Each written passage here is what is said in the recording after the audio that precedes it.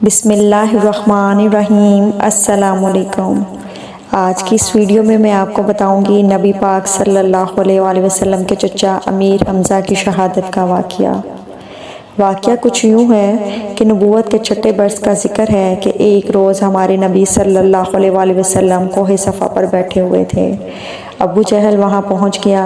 اس نے نبی کریم صلی اللہ علیہ وآلہ وسلم کو پہلے گالیاں دیں، اور جب نبی صلی اللہ علیہ وآلہ وسلم گالیاں سن کر چپ رہے تو اس نے ایک پتھر حضور صلی اللہ علیہ وآلہ وسلم کے سر پر دے مارا، جس سے خون بہنے لگا۔ نبی صلی اللہ علیہ وآلہ وسلم کے چچا حضرت حمزہ کو خبر ہوئی، وہ ابھی مسلمان نہ ہوئے تھے۔ قرابت کے جوش میں ابو جہل کے پاس پہنچے اور اس کے سر پر اس زور سے کمان ماری کہ وہ زخمی ہو گیا۔ حمزہ پھر نبی صلی اللہ علیہ وآلہ وسلم کے پاس گئے اور کہا، بھتیجے تم یہ سن کر خوش ہوگے کہ میں نے ابو جہل سے تمہارا بدلہ لے لیا۔ نبی صلی اللہ علیہ وآلہ وسلم نے فرمایا، چچا جان میں ایسی باتوں سے خوش نہیں ہوا کرتا، ہاں اگر آپ مسلمان ہو جائیں تو مجھے بڑی خوشی ہو۔ حضرت حمزہ رضی اللہ تعالیٰ عنہ اسی وقت مسلمان ہو گئے۔ غزوہ احد میں آپ رضی اللہ تعالیٰ عنہ نے بڑے بڑے دشمنوں کو خاک و خون میں سلایا۔ وحشی غلام نے ایک پتھر کے پیچھے چھپ کر آپ پر بزدلانہ حملہ کیا۔ زخم ناف کے قریب لگا جس سے آپ رضی اللہ تعالیٰ عنہ شہید ہو گئے۔ دشمنوں نے آپ رضی اللہ تعالیٰ عنہ کا جگر نکالا، کان کاٹے، چہرہ بگاڑ دیا اور پیٹ چاک کر ڈالا۔ نبی صلی اللہ علیہ وآلہ وسلم نے یہ حال دیکھا تو سخت غمگین ہوئے اور سید الشہداء اور اسد اللہ کا خطاب عطا فرمایا، اور زبان اقدس سے بے ساختہ نکلا، میں نہیں جانتا کہ میرے چچا نے کسی کے ساتھ کبھی برا سلوک کیا ہو۔ ابن جریر کی روایت ہے، فتح مکہ کے موقع پر عورتیں رسول اللہ صلی اللہ علیہ وآلہ وسلم کے پاس بیعت کرنے کے لیے حاضر ہوئیں تو آپ صلی اللہ علیہ وآلہ وسلم نے حضرت عمر بن خطاب رضی اللہ تعالیٰ عنہ کو حکم دیا کہ وہ عورتوں سے کہیں کہ رسول اللہ صلی اللہ علیہ وآلہ وسلم تم سے اس بات پر بیعت لیتے ہیں کہ تم اللہ تعالیٰ کے ساتھ کسی کو شریک نہ کرو۔ ان بیعت کے لیے آنے والیوں میں حضرت ہندہ رضی اللہ تعالیٰ عنہ بھی تھیں، جو عتبہ بن ربیعہ کی بیٹی اور حضرت ابو سفیان رضی اللہ تعالیٰ عنہ کی بیوی تھیں۔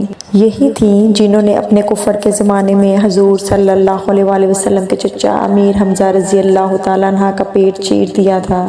اس وجہ سے وہ ان عورتوں میں ایسی حالت میں آئی تھیں کہ کوئی انہیں پہچان نہ سکے۔ اس نے جب فرمان سنا تو کہنے لگی، میں کچھ کہنا چاہتی ہوں لیکن اگر بولوں گی تو حضور صلی اللہ علیہ وآلہ وسلم مجھے پہچان لیں گے، اور اگر پہچان لیں گے تو میرے قتل کا حکم دے دیں گے۔ میں اسی وجہ سے اس طرح آئی ہوں کہ پہچانی نہ جاؤں۔ مگر وہ عورتیں خاموش رہیں اور ہندہ کی بات اپنی زبان سے کہنے سے انکار کر دیا۔ آخر ان کو ہی کہنا پڑا کہ یہ ٹھیک ہے، جب شرک سے ممانعت مردوں کو ہے تو عورتوں کو کیوں نہ ہوگی۔ حضور نے ان کی طرف دیکھا لیکن آپ صلی اللہ علیہ وآلہ وسلم نے کچھ نہ فرمایا۔ پھر حضرت عمر رضی اللہ تعالیٰ عنہ سے کہا، ان سے کہہ دو کہ دوسری بات یہ ہے کہ چوری نہ کریں۔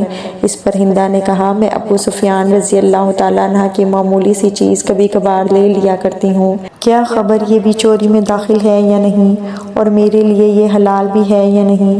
حضرت ابو سفیان رضی اللہ تعالیٰ عنہ بھی اسی مجلس میں موجود تھے۔ یہ سنتے ہی کہنے لگے، میرے گھر میں سے جو کچھ بھی تو نے لیا ہو، خواہ وہ خرچ میں آ گیا ہو یا اب بھی باقی ہو، وہ سب میں تیرے لیے حلال کرتا ہوں۔ اب تو نبی کریم صلی اللہ علیہ وآلہ وسلم صاف صاف پہچان گئے کہ یہ میرے چچا امیر حمزہ کی قاتلہ اور ان کے کلیجے کو چیرنے والی اور پھر اسے چبانے والی عورت ہندہ ہے۔ آپ صلی اللہ علیہ وآلہ وسلم نے پہچان کر اور ان کی یہ گفتگو سن کر اور اس حالت میں دیکھ کر مسکرا دیے اور انہیں اپنے پاس بلا لیا۔ انہوں نے آ کر حضور صلی اللہ علیہ وآلہ وسلم کے سامنے معافی مانگی، خوب روئیں تو آپ صلی اللہ علیہ وآلہ وسلم نے فرمایا، تم وہی ہندہ ہو؟ ہندہ، جی ہاں۔ فرمایا، جاؤ آج میں نے تجھے معاف کیا۔ اس طرح نبی پاک صلی اللہ علیہ وآلہ وسلم نے بہت درگزر سے کام لیا اور ان کو معاف کر دیا۔